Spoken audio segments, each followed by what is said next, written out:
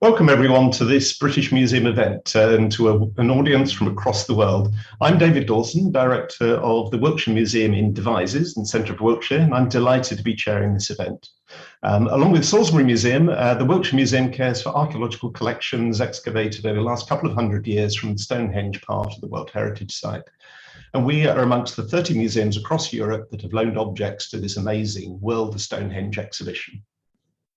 Tonight, we're going to be looking at why and how Stonehenge and its deep history have had such a resonance into the present. Through time, the site has had many different resonances. The Romans left coins at the site, perhaps as we would put coins into a well. And the Saxons, it was a place of execution and a place to avoid, somewhere that was otherworldly. In more recent times, Stonehenge and our prehistoric past has been an inspiration for artists and writers such as Thomas Hardy, Constable, Turner, with his fantastic watercolour displayed at Salisbury Museum, and Henry Moore, who is being celebrated in an exhibition at Hauser and Wirth in Somerset later this month. In more recent times, Stonehenge and themes of prehistoric archaeology have inspired contemporary artists, and I of course include Rose Ferraby and Jeremy Deller, who are with us tonight. So it's my pleasure to now introduce the first of our speakers, who is Harriet Still, who's going to talk to us, I think, about the inspiration for Thomas Hardy. Yes, thank you very much. So my role is the Thomas Hardy curator for Wessex Museums, who are putting on an exhibition from the 28th of May across Dorset and Wiltshire. And so my angle is very much looking at how Thomas Hardy was inspired by Stonehenge for his very, very famous, well-known novel, Tess of the D'Urbervilles. But quickly, as I'm first, I thought I'd give a quick roundup of the way that Stonehenge has influenced others through the millennia. And so I found this lovely picture of Stonehenge, which is early 14th century, which is illustrating the story which was told, amongst others, by Geoffrey of Monmouth, which is that Merlin took the stones originally and placed them on Salisbury Plain. And I think this shows exactly how Stonehenge has inspired over thousands of years people to tell stories about how Stonehenge came into being and why exactly it came into being and how it was used. So moving on from that one, jumping ahead to the 17th and 18th century, we have John Aubrey in the 17th century, who is very inspired by the stories of Tacitus and the Druids living on Anglesey, and likes to place this then in Stonehenge. This is something that is also taken up by William Stukeley, and in his book Stonehenge, a Temple Restored to the British Druids of 1740, he imagines how Stonehenge may have been used. Here we can see an illustration which is quite kind of photographic. It's very realistic, set in the modern day. But we also then see him reimagining how it may have been used by this Druid pagan religion. So he places this altar stone right in the centre of this circle and imagines how those stones would have looked when they were rectified. He then also does plates like this, which are imagining again, what was that use of this site? So instead of merely portraying it in a kind of antiquarian recording style, he's actually trying to recreate the use of this stone. So we can see two little druids here standing in, showing you inside Stonehenge as his druid temple. Then a bit later than Stukeley, we have William Wordsworth, who is writing on Salisbury Plain, which is about this same site. He also is being inspired by this idea of sacrifice, human sacrifice, a pagan past, Druids. And so he talks about the sacrificial altar fed with the blood of humans. And this whole scene here is described at length through, though hid in clouds, the moon arose, the downs were visible, and now revealed a structure stands, which two bare slopes enclose. It was a spot where ancient vows fulfilled, kind pious hands. So he's describing again this imagined use of the site, and that is very much the kind of world that he's recreating. And when we look later at how Hardy views the site, we'll see again this revisiting of a figure approaching it in the dark, hidden by the clouds, and feeling their way into this house of the dead. The other thing I just wanted to insert here is I love this from Samuel Taylor Coleridge talking about William Wordsworth. And this is something, again, that Hardy draws on, this idea of using art to enrich what is actually there, the truth in observing with imaginative faculty in modifying the objects observed. So taking the artistic influence and imbuing the real with something that kind of transcends the real. Going into the 19th century, we see a kind of engagement with the ideas of the sublime and with this idea of the meteorological effect and interplay with Stonehenge. Whereas before with Stukely, we kind of see more looking at how it would relate astronomically to the planets and the sun. Here we're seeing very much this idea of the meteorological influence. This painting by Turner was done in preparation and included in his picturesque views in England and Wales, and is one of many that show huge monuments across England with tiny little figures living their everyday lives in front. But this one has a violence to it. You can see in the foreground the small shepherd boy and part of his flock have been struck down by the lightning. And this was something that apparently happened several times in the 1820s on Salisbury Plain, that again harks back to that idea of this kind of interaction of the gods with this site. And you can see right central to Stonehenge, the leaning stone and the bolt of lightning coming down to hit it. And this watercolour, as David said, is on display at the Salisbury Museum. We've also got John Constable Stonehenge, which is a far kinder portrayal of it. Although again, we see that light leaning stone right in the centre of the painting, and that very, very kind of framed portrayal of the stones. Everything is in view, and then we've got the rainbows coming down from above, cutting into the stones. And it is very kind of romantic ideal of it. You can see people sitting amongst it, enjoying it, interacting with those stones, but the viewer is very much standing apart from those stones. Moving then to Thomas Hardy, who is my area, we've got a picture of Thomas Hardy here. He was a kind of amateur archaeologist. He loved digging up things, trying to analyze them, see where they came from. This is a picture of him with what he called his juridical stone, which was actually a sarsen, part of a giant henge, which he unfortunately decided to build his house right in the center of and discovered while he was digging the foundations.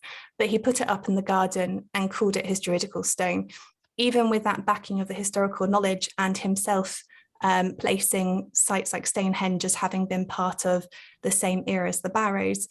He enjoyed this imaginative legacy which places like Stonehenge had built up through their accretions with stories from Geoffrey of Monmouth, from John Aubrey, from William Stukely, and also that very emotional pathetic fallacy that we just saw in the Constable and Turner paintings. And Hardy himself was a massive Turner fan. He talked about how there was a pictorial drug, is how he described Turner's work. So the idea that with art you could give it something that he said an art is the secret of how to produce by a false thing the effect of a true. So I think that's something that he really admires in Turner's work, and then he tries to do through his own literature. And that is very much how he interacts with Stonehenge in his portrayal of it in Tess the d'Urbervilles. And this is just quickly proof that Thomas Hardy did occasionally interact with archaeology in a slightly more scientific way. We've got his write-up of the other things that he dug up while he was digging the foundations at Maxgate. And so that gives some balance and hopefully some credence to him in spite of his flights of fancy in Tess the d'Urbervilles. So Thomas Hardy, while he was writing Tess the d'Urbervilles, gathered information for it from his cycle rides to and from Stonehenge. He airily said that Stonehenge was only a cycle ride away from Dorchester. I personally wouldn't want to make that cycle ride, as it's about an hour and a half drive from here. But he was a very, very fit and avid cyclist. This is him in the 1890s, so when he was 59 years old, on one of his expeditions. And it wasn't until the later 1890s that he first visited Stonehenge by car. And so his experience of Stonehenge was very much approaching it almost from the height of a person walking, and approaching it sometimes cross-country. And this is something that he brings into it when he talks about the characters of Tess and Angel Clare as they're approaching Stonehenge, is that they're approaching it on foot. They're people who understand the countryside very much through walking across it, not by following the roads and the tracks. And this is something that, as they approach it, he makes very clear that instead of the view that we see with Constable and the view that we see with Turner and the view that we see with those early pictures from Stukely, where you see the whole thing in frame, he has the characters blind to what they are approaching until they literally bump up against it. And so as they try and work out where they have ended up, they're doing this by all of their senses. They're doing it by the sight, the kind of contrast of the darkness against the sky without actually being able to see what it is they're looking at. They do it with the sound that the stones make. So he talks about them emitting a low booming hum like a one-stringed harp. And this is something that he himself said that he could hear as he was cycling to Stonehenge and sitting there doing his research in the dark. And also the sound of the echoes of them. He talks about the rustling echoing off of the stones. And they're having to blindly feel their way through these stones, entering into the stones without even really knowing what it is. And the reader is taken on that journey with the characters. They see it bit by bit. They are told there is a place that is all pillars and doors, and there is a place that the darkness is showing up, as I said, about against the sky. So it's almost as if we are blindfolded and having to understand Stonehenge through those other senses rather than being able to see it how it has traditionally been approached. And so moving on to my next slide. We'll just see how it was imagined at serialization in 1891.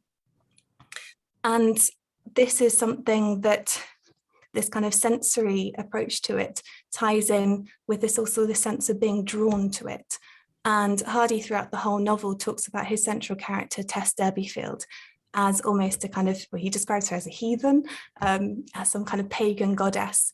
And it's almost as if she's drawn into the stone circle. And even though staying there is a thing that means that this scene becomes the really climactic, tragic point of the novel, it is also this sense that she says, I have come home. She's drawn to the central stone, which is the altar stone, which has been warmed by the sun, again, linking it in with its astronomical links with the stones and their arrangement. And she talks about this sense of almost it being something that is necessary to be fulfilled. And as they lie there at night and the sun slowly rises amongst the stones, they notice that they are surrounded by the police coming from all sides of the plain. And these police are also drawn to the stone, almost as if it's got some kind of magnetic pull, instead of them all marching across the plain in the line that we'd normally think of people marching if they were combing a landscape. And this point where Hardy has placed his heroine on the altar stone in the centre of Stonehenge, although probably not in keeping with how the stone circle is now perceived to have been used, is very much tying into all of those old thoughts about it being the altar stone, it being the human sacrifice. When Tess says to him, did they sacrifice to a god here? He says, no, they sacrificed to the sun. And just as these people arrive to capture her, and she becomes almost a sacrifice to society, the sun rises almost at that mirroring of Hardy's imagining of the sacrifices, human sacrifices that would have happened in the centre of this to the sun as it rises.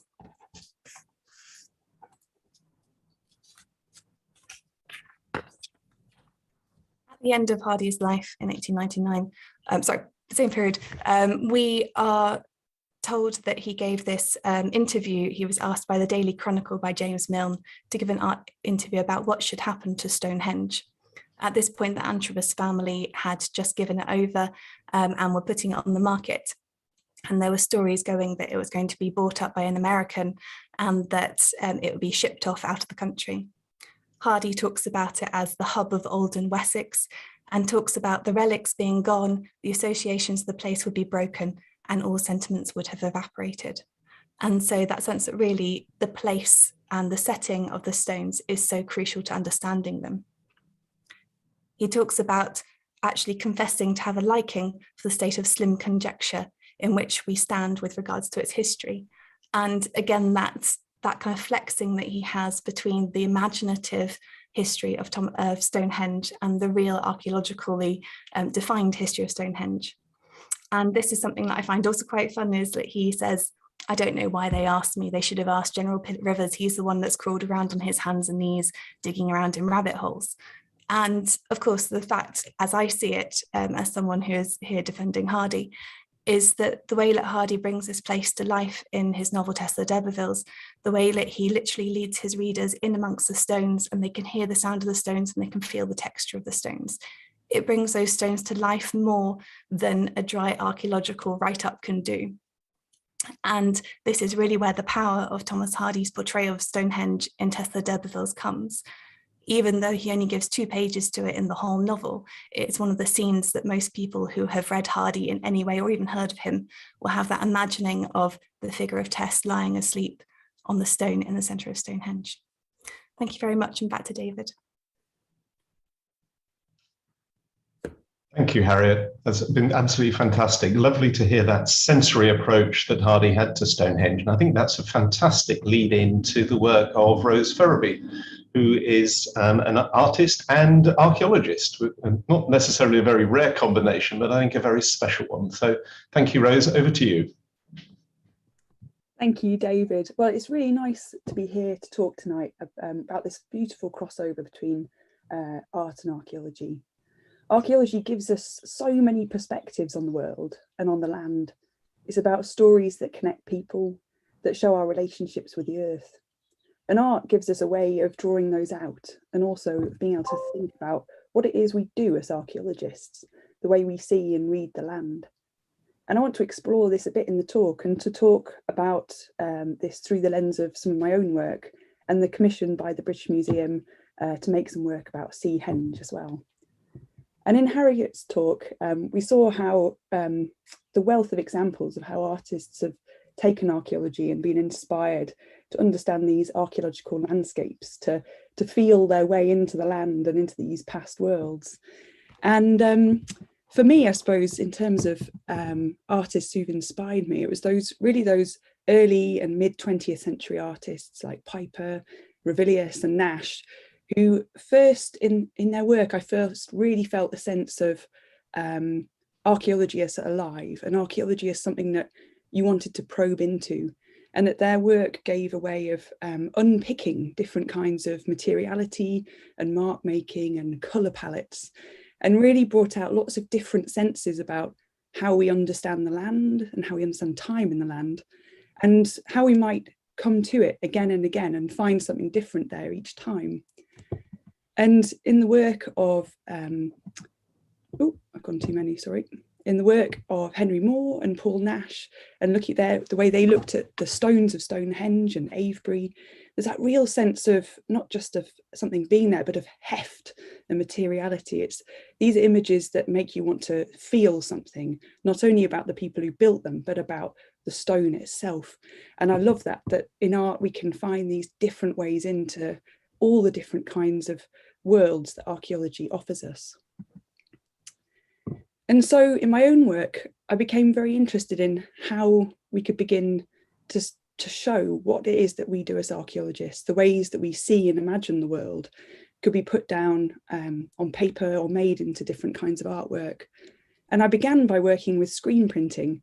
And what really attracted me to this was the way that in screen printing, they're putting down layers of ink on the paper is like an echo of what I do in the landscape in archaeology, of peeling layers back and making sense of the world by these different overlapping times and marks in the world.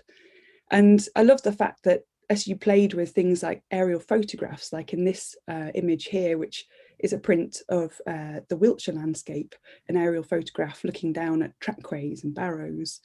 If you start to play with colour and transparencies, the work becomes something else. It could be archaeological, it could be a landscape, or it could be a microscopic image of cells and plants. And I really love that what the image does isn't to tell someone a story, it's to offer people a way of telling the world the way they want, or to be curious and to ask questions. And more recently, I've been making work on behalf of museums and heritage sites and things, to find ways of telling stories about particular objects or sites or periods of time. And in this piece, Folketon Drums, I was asked by the Grave Goods Project and by the British Museum to create a piece of work to tell the story of the Folketon drums, which are these wonderful chalk cylindrical objects carved with beautiful, intricate decoration, which were buried in the Neolithic period with a child in a barrow in the Yorkshire Dales. And those folkton drums are now part of the World of Stonehenge exhibition. You can go and see those, and I'd recommend you do, because they are one of my favourite objects, no doubt. And in this print, what I really wanted to get across was that in those chalk drums, what you feel is a real sense of the people who buried them with the child. Over that huge period of time that's gone between them and us, you still get a sense of a huge sense of empathy, of loss, of somebody tucking something in with a child. And the print itself was designed to accompany a poem by Michael Rosen. And so it picks up on different elements that he talks about in the poem, but also it looks at the world in two perspectives. It's both a plan view and a section view. So we're seeing the world through the land and onto the land. And all the different decorations are the ones which are found on the drums themselves.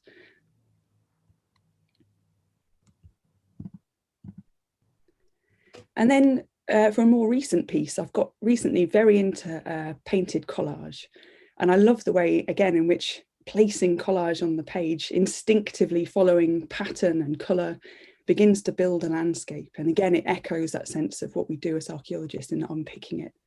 And in this particular piece, which is about the Peak District and was about part of a project for the Vestiges project, this was about taking lots of bits of evidence from an antiquarian's excavations, Thomas Bateman, and placing them within a sense of the two very different landscapes of the Peak District, the White Peak and the Dark Peak.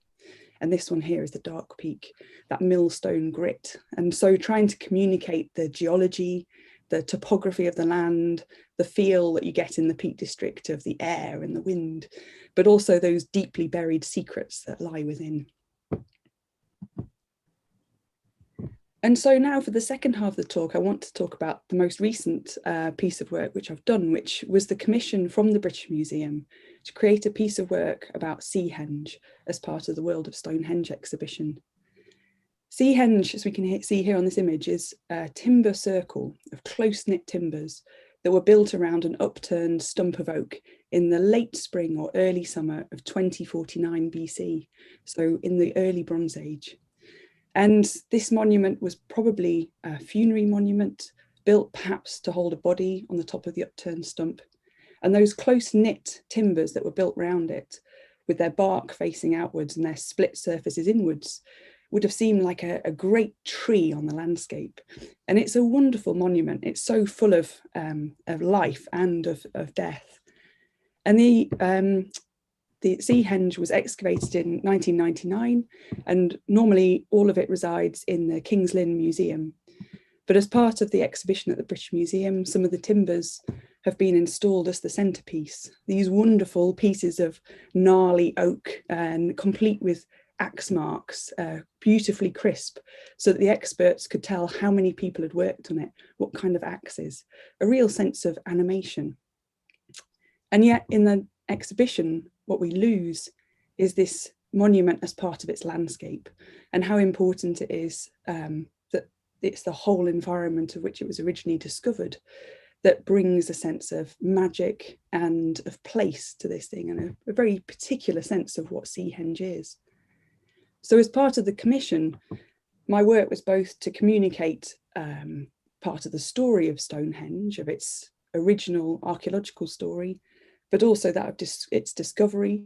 So I went to talk to lots of the people who discovered and excavated it, but also to give people a sense when they're in the exhibition of what the experience of that monument might be like, to expand it within the exhibition through different creative ways.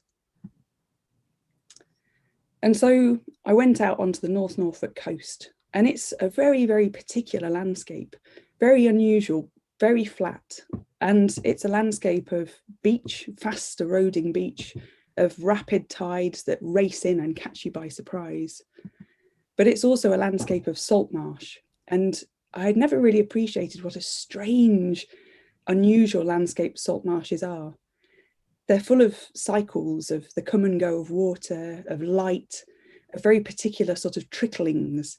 They're landscapes that you can't get everywhere. You look across it and think you can walk, and you're trapped by these different squidgy channels. And the water sneaks in behind you and it completely transforms the landscape. There are strange plants that can exist underwater and in the air, and all sorts of different kinds of birds. And that's what makes this monument, is this in this salt marsh landscape. And so to really get a handle on how to make this work and how to communicate what Seahenge might have been, what people used it for, how we might feel about it, I set off into these salt marshes and beaches of North Norfolk, armed with my camera and all kinds of sound recording equipment. And I was really interested in not just looking at the surface of the landscape, but trying to get into the different kinds of materials, kind of getting under the surface into the different sediments, into the movement and air, and capturing all different kinds of aspects of this landscape in the present to think about how we might communicate it in the past. So I connected contact microphones to things like this metal floodgate, so I could hear the wind through the metal and the birds and the creaks and all sorts. I attached them to wooden doors and to odd bits of wood that were stuck into the mud. I put hydrophones down into the water and into all sorts of muddy creeks to try and capture different kinds of animal and movement that were happening underneath there. And then I also set out with my camera, began filming different things, looking at different aspects of movement, of colour, and trying to build that into a sense of what the place was. And I also was talking to lots of the people who'd done the original excavations, and I found that their stories particularly really gave a lot of insight, not just into the story of this monument in the present, but in how people work together, how knowledge grows, that sense of building something together, or in their case, sort of excavating it out. And that really gave me a great sense of people in this monument. And that was a crucial part of what I wanted to get across, was these are objects that we have in a museum. They seem quite still, but they're magnets for human stories. And I wanted to get across as many of those as possible. And so I'm just going to show you a brief clip from the film that I made for the exhibition. The artwork really was made of 3 parts. There was a sound piece, which I did with the artist Rob St. John, which is in the exhibition, the film, and a painting. And all of those are available on the website if anyone wants to have a look at them. So I'll just start by showing you this short clip of the film.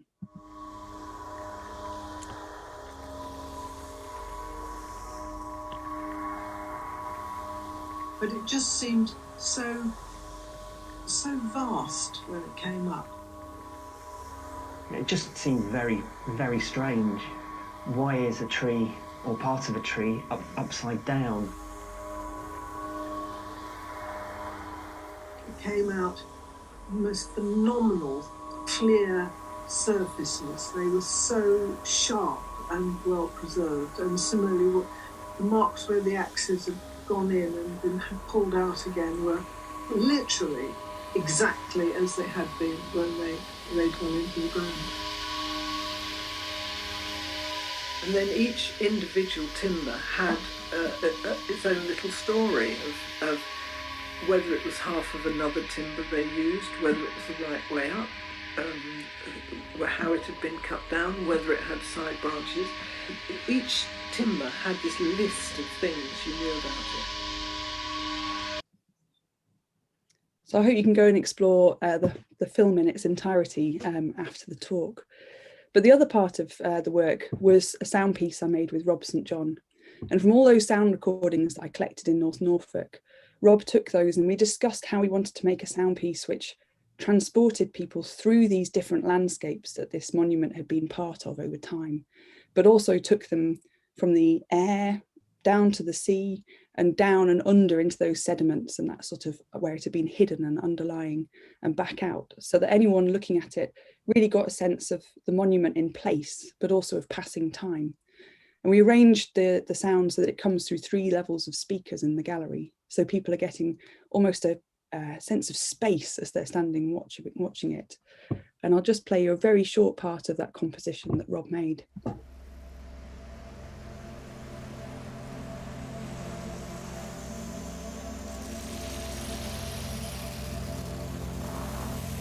And Rob used different techniques to create the work, from tape loops, but also things like granular synthesis, to take all those sounds and pick them apart and layer them back up again, with all sorts of noises like the booming bittern out on the marsh. And so to end, I wanted to end with the image that I made for the Seahenge exhibition, and another painted collage. And in this, as I was making it, it was the voices of all the people I'd spoken to that time out on the salt marsh, which just instinctively came out into the collage. Ideas of the cycles and of time.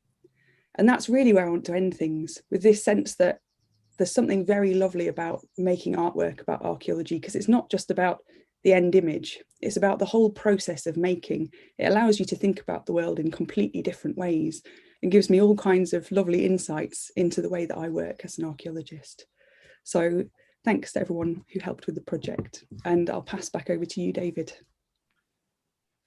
Thank you, Rose. Absolutely fantastic, and it's wonderful to see the work in the exhibition. And you talked about two things: a sense of magic and human stories, which I think are themes that I think our next speaker, Jeremy Deller, who's an art historian and artist, will be picking up in, shall we say, a slightly different way. So thank you. Over to you, Jeremy. Thank you very much, and good morning, good evening, good night to people watching all around the world, potentially. This first image is not actually Stonehenge, in case, so do not adjust your computers. It's a work I made called Sacrilege, which is an inflatable version of Stonehenge, and I'm going to talk about it in a minute. But I think for me, talking about the appeal of Stonehenge as an artist, I think it's essentially a huge blank canvas in which you can project your views about the world and about humanity onto. And I think everyone does that, not just artists. I think people from all over the world visit Stonehenge with this expectation. It's a form of pilgrimage. Tourism is essentially a form of pilgrimage, and Stonehenge, until recently, was a massive site of pilgrimage in Britain, maybe the biggest. And so people are on some kind of spiritual journey to get to Stonehenge, even now, even though they might not realize it, I suspect, because they come and they just look at this thing and they take the photograph as evidence, really. But really, you're looking at these huge structures that are inert, but are speaking to you in some way. So in a way, like I said, it's like an act of projection, but also it's almost like a great mirror that's all reflecting yourself back to you. Anyway, that's the sort of my kind of theory around Stonehenge. I'm going to talk about work I've made about Stonehenge, but also about similar kinds of structures, because actually my childhood, I went to Avebury a lot, which is an area quite close to Stonehenge, where you can actually get up to the stones and wander around them and interact with them in the way that you can't with Stonehenge. And in a way, that's what I was trying to do with Sacrilege. So Sacrilege is a scale model of Stonehenge. I was told it was the actual size, but it's not. Having gone to Stonehenge now, I realise, and been amongst the megaliths, it's not, but it's pretty close. And it was made for a sculpture, for a festival in Glasgow, and then it was for the Cultural Olympiad in 2012.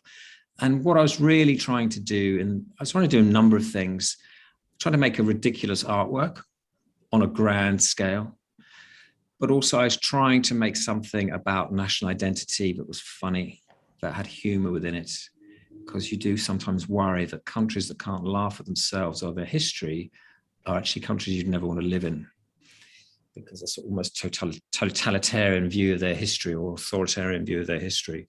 So I was making this structure that people would go on, kind of absurd structure that you could interact with. You could interact with Stonehenge in a way you weren't expecting.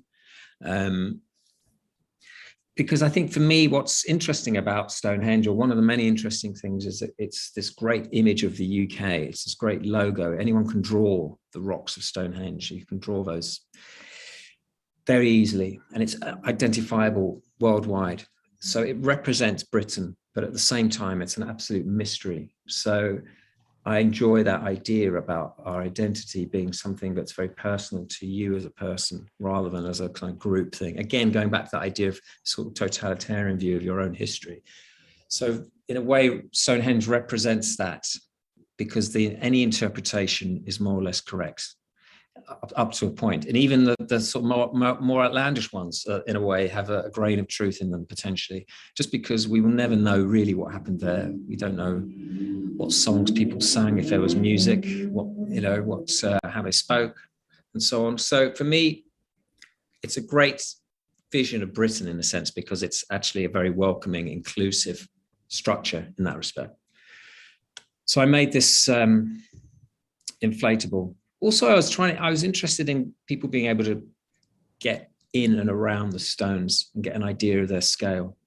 And I was interested in people, children especially. It was a way for children to get excited about archaeology, maybe without even realizing that's what they were doing. So this structure toured Britain just before the Olympics, and then during the Olympics, it toured London. And I also love the idea of Stonehenge just appearing in your park without you realizing one morning. You go and walk the dog, and then you see on the horizon Stonehenge moving, because of course it moved a bit when people were on it. And I just love the ridiculousness of that as well. So like Stonehenge going on tour. Having said that, despite all the humor within it, it was also, there was an element when you took certain kinds of photographs of people jumping on it or doing somersaults like this young man was doing, that there was a spiritual side to it, in the sense that it looks like he's being levitated. And so often when it was at venues, gymnastics teams would turn up, or they'd be invited because they could do acrobatics on it, which was very spectacular. And then you've got photographs like this, people almost flying through the air or in these strange positions. And for me, that was getting close to maybe the spirit of Stonehenge. And then things like this would happen. And initially, I was quite worried. I called this piece sacrilege because I thought, well, people are going to say this is sacrilege. And I was concerned about Druids, actually, because I thought Druids might think this is absolutely the worst thing that could ever happen to the structure. But it went to Marlborough, which is the closest it got to Stonehenge itself. And a group of Druids turned up, and they were absolutely thrilled with it. And they had a brilliant time on it. And then 2 years later, the Society of Druids asked if they could borrow it for their annual meetup in a forest. And unfortunately, it couldn't happen because there wasn't enough space. It takes up a lot of space in the forest. But I would have happily done that, because that would have been absolutely fantastic. Also, the other interesting thing was that people's reaction to it, because it traveled the world, wherever it went in the world, the reaction was the same, more or less. It's just pure happiness. And also, there was no dignity in going on it for adults as well, which was good. And it wasn't just for children, it was for adults. So when adults went on it, they got tired more quickly, but also you can't be cool on that structure. And that was something that I was very happy about. After this, I made a series of clothing around Stonehenge and around stone circles in about 2015, 16. And this was my favorite one I made. I always wanted to sell it in the shop at Stonehenge. I think it actually could work as a t-shirt. It was made as a t-shirt, but we didn't make that many.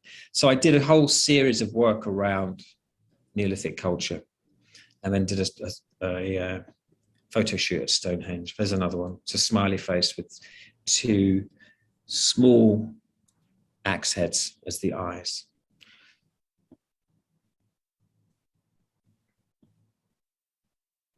I might go back. I think I might have missed one. There we go. And that was a part of the photo shoot. So that top says West Kennet Long Barrow. And that's actually at the West Kennet Long Barrow. The Long Barrow is about 30 feet to the right of the woman holding the poppies. We just so happened to go when all the poppies were out. So it was kind of an amazing moment.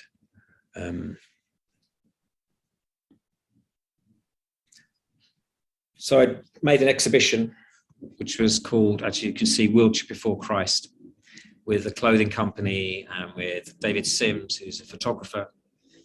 And within it, there was like a mixture of items. There were the t-shirts and so on, but also I tried to think about what a contemporary exhibition about archaeology could look like. Because I totally believe that archaeology is about, really, it's the study of the present, if not the study of the future.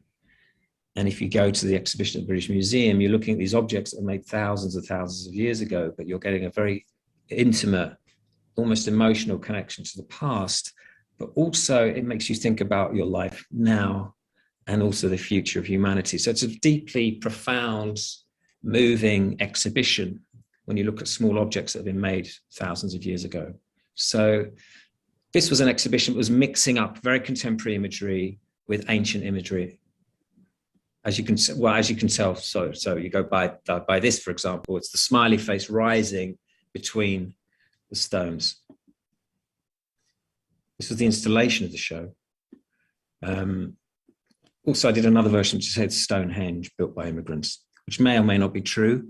I don't really care. I just like the sentiment. But the A303 probably was built by immigrants throughout history, that road. I'm sure you could chart that quite easily. And so this was the installation crew of the exhibition, who were to a man immigrants. And so we had this picture taken, which I'm very happy with. So that's, in a way, that gives a flavour of what was to follow. This was the first room. There's a film. There's the Stonehenge, the car park at Stonehenge. And there's just a bit of green screen with some flints being put over it. And then the film ends with an attack helicopter with flints being put over it. Because, of course, if you're at Stonehenge, there's often helicopters. You can see tanks in the distance occasionally, and you see helicopters in the sky. They're not meant to get close because of the vibrations, but they often do. And there you have that was a turning druid who I'd taken a photograph of the previous year, which you might get to in a minute. There he is. That's Merlin of England. I did an event with English Heritage to celebrate the 100th anniversary of Stonehenge being in public ownership, and we gave greater access to the stones, and a number of things happened, not least a small druid ceremony. It's quite strange really, because I didn't really know what to expect. And the relationship with English Heritage is quite a tricky one at times, but a group of only about 10, 12 people came and did this ceremony, and it was actually very moving. It was quite touching.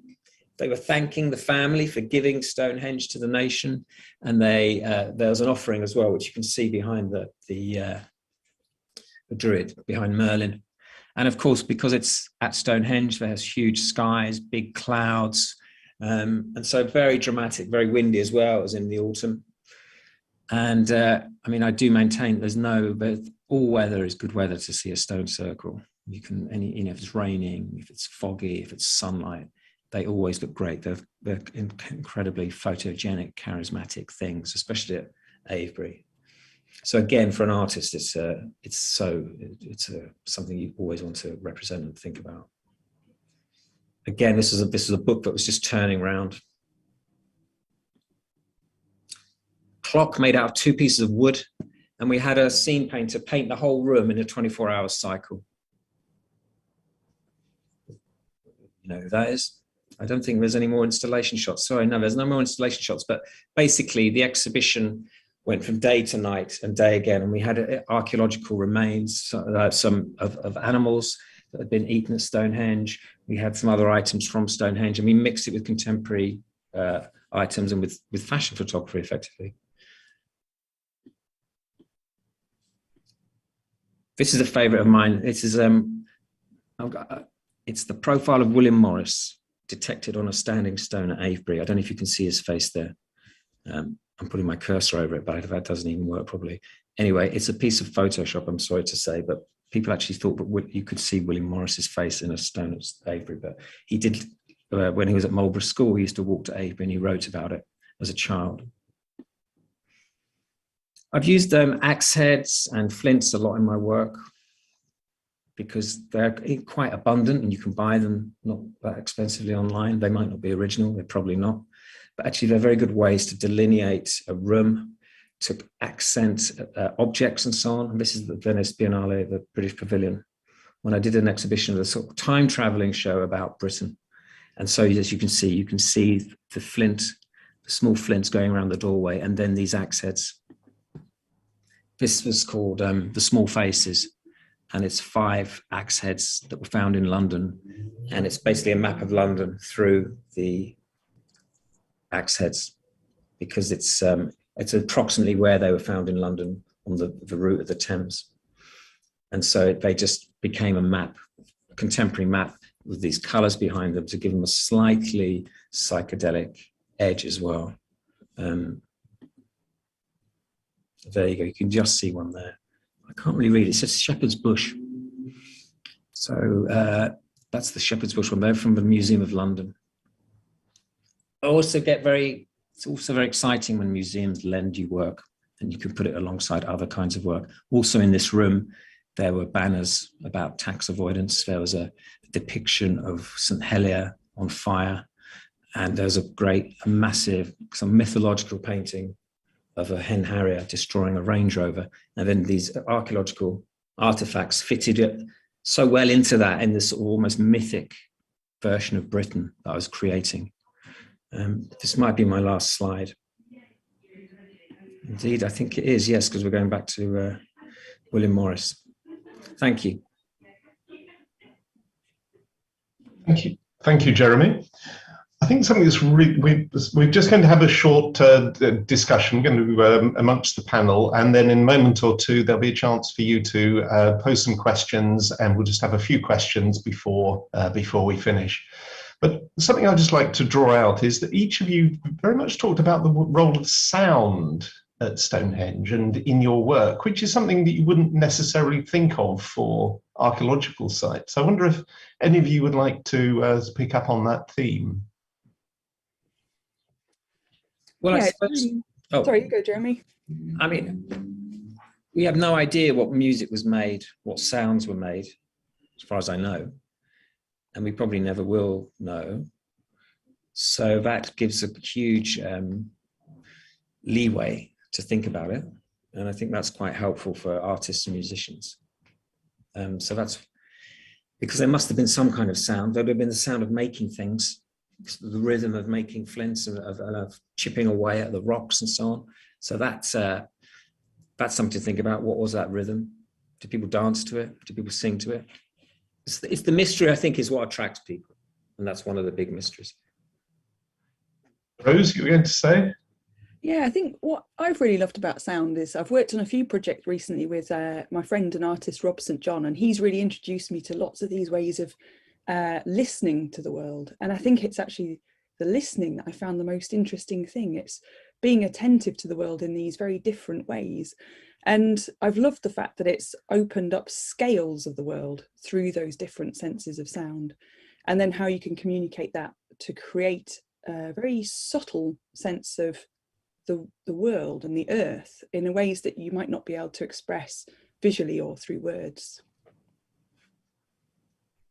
For me, I'm just really fascinated with the idea of Stonehenge being like a massive Aeolian harp, that if you listen to it with the right wind blowing through it, it will give you this booming sound.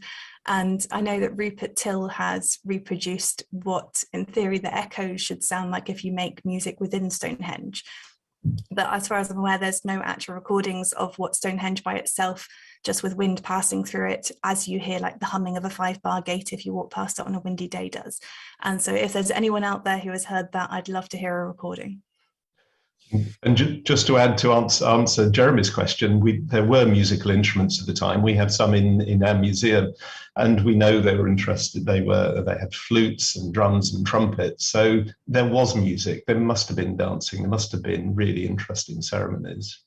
I suppose maybe because there'll be people coming from different parts of Britain and different parts of Europe who didn't share a language. Maybe music was the common thing they could do. You know, they could sing together or make music together. That would be sort of language in itself.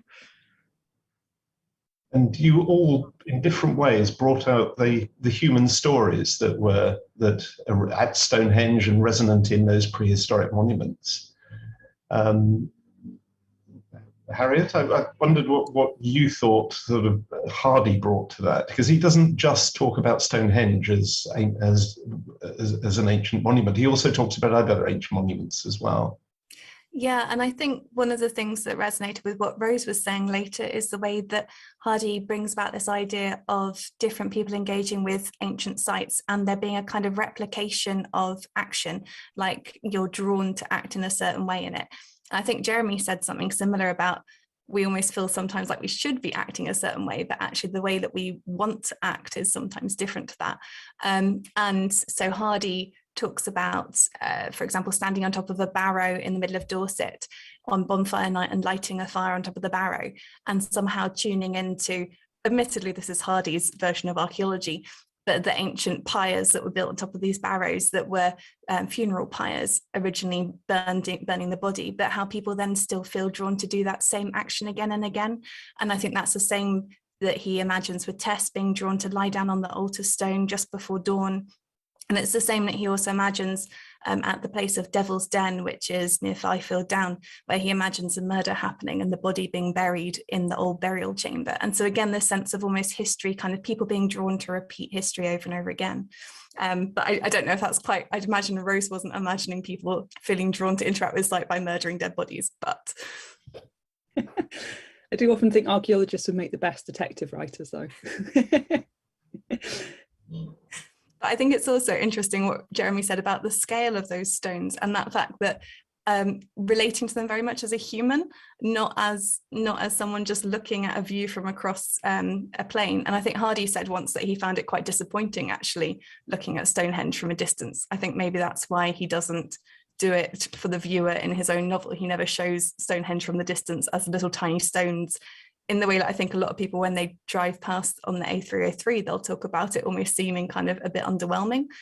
But when you're actually standing amongst those stones, it really is kind of awe-inspiring, and that sense of the accumulated history. And the time I did it, it was a very, very cold December day, and that sense of being freezing cold and thinking back to the people who originally stood there, that freezing cold wind cutting through you. Hardy also talks about how the rain on Stonehenge is a different kind of rain than you get anywhere else. He talks about it literally driving into you.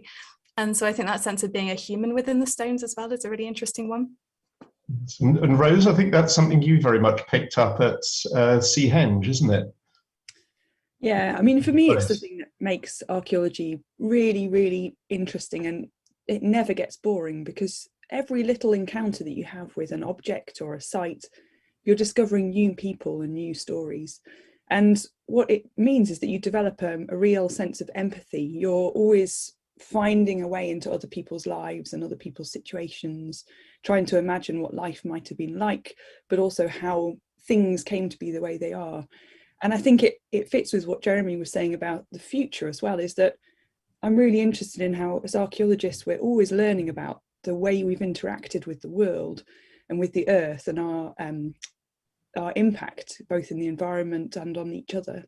And that is a real point of reflection on how we choose to go on, or how we can see ourselves going on into the future. And yeah, it's why I absolutely love archaeology. It's just this constant thing of new stories, new things, and making you think about your relationship in the present with other people and the earth. And Jeremy, I was intrigued by your suggestion, you looking at archaeology as pointing to the future as well. Is that something you feel strongly about? I knew you were going to ask me that. It's just a thought that basically maybe it can teach us something, and if it teaches us something about how to live better or differently, then that's about the future, and that's about maybe an element of hope within it. I mean, I'm maybe getting a little bit too kind of broidered here or something, but I just think that it's really about the future of survival, basically, of humanity. In these days of the challenge of climate change, of course, so which people in prehistory had to deal with. Yeah. Okay, thank you very much. Thank you all. Now I'm going to turn to some questions from the audience. We've got a whole bunch here, so we won't have time for them all, I'm afraid. Someone has asked whether Henry Moore felt there were structures at Stonehenge with which people interacted, or did he feel there were monumental sculpted stones? Anyone want to react to that? I would like to speak about Henry Moore.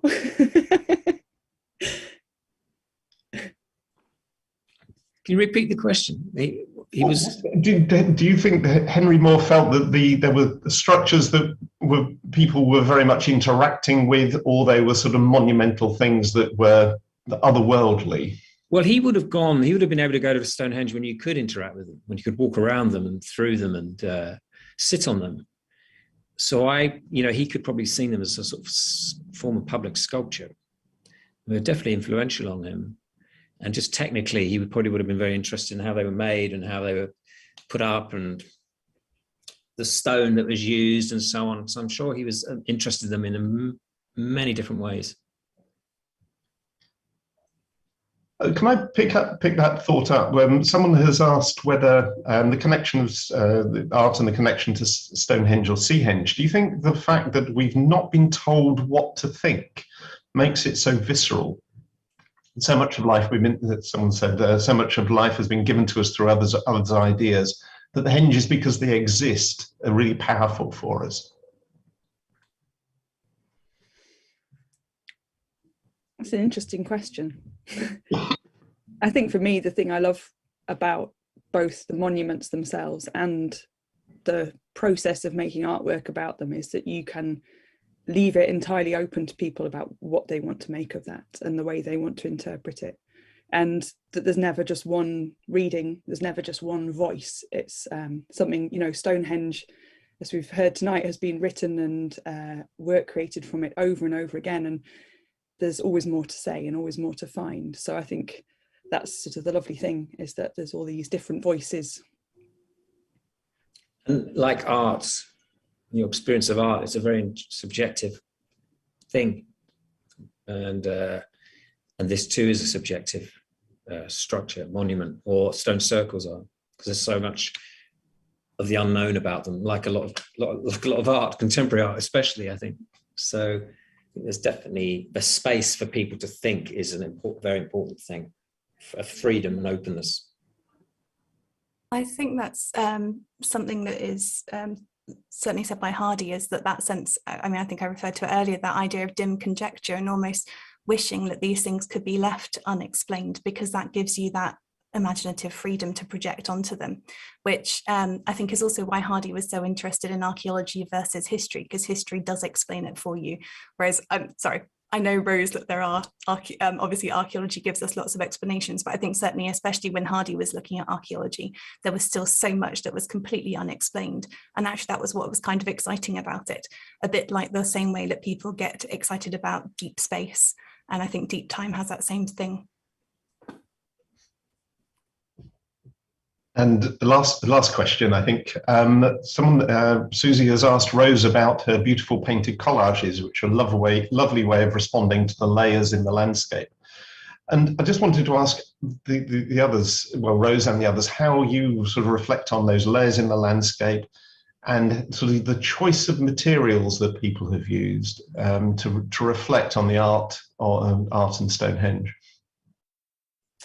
Oh, it's a really interesting question. I think for me, I found that as I grow as an artist, I'm always discovering new materials and new combinations of materials, and that each one gives you a completely new way of being able to communicate, or a surprise way of being able to communicate, and that it makes you think even more about the processes through which you go to make that. And I hadn't done an awful lot of filmmaking before making these films, and I really loved the way, as soon as you start to layer up different media of sound and voice and image, that again creates different combinations of things, so you can tell stories in really different ways. And yeah, I think that's what keeps it exciting, that you can keep growing as an artist and as an archaeologist. I'm not a traditional artist. I can't draw or paint to any degree of expertise, so I just have to work with what I have around me. And I think a lot of the time I'm working with ideas rather than with things themselves. That's my raw material, is ideas or people even. So, but that's fine too for me, as it were. I suppose what I'd just add is that Hardy's palette was very much the kind of literary heritage of Stonehenge, and I think it's got such a rich palimpsest of that, of the layering of, say, Geoffrey of Monmouth's stories about Merlin, layered with the William Stukeley stories about the Druids and the pagans. And I think that is something that still gives us a lot of meaning that we draw on today, even with all the explanations that have come since those writers were writing about them. Fantastic. Thank you. I'd like to thank the speakers for this for the event, and to thank everyone for coming. Just before we finish, I'll just flag up some of the next events that are coming. On the 5th of May, there's another talk at the same sort of time in partnership with the British Academy on new scientific discoveries, reinterpreting Stonehenge. On the 13th of May, there's another event discussing gold work in the Stonehenge era, and beyond. Details of both those events are on the British Museum website.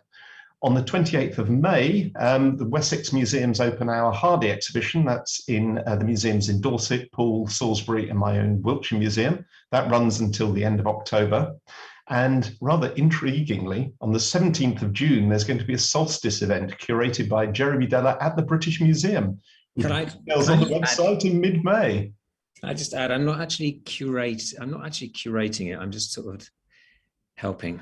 Mate, that's a bit too grand a sort of statement.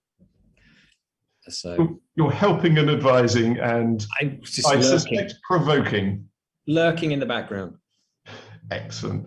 So with that, I'd like to thank the panel again, thank everyone at the British Museum who have made the event work. Thank you to the audience. Goodbye from our panel, and we hope to see you next time.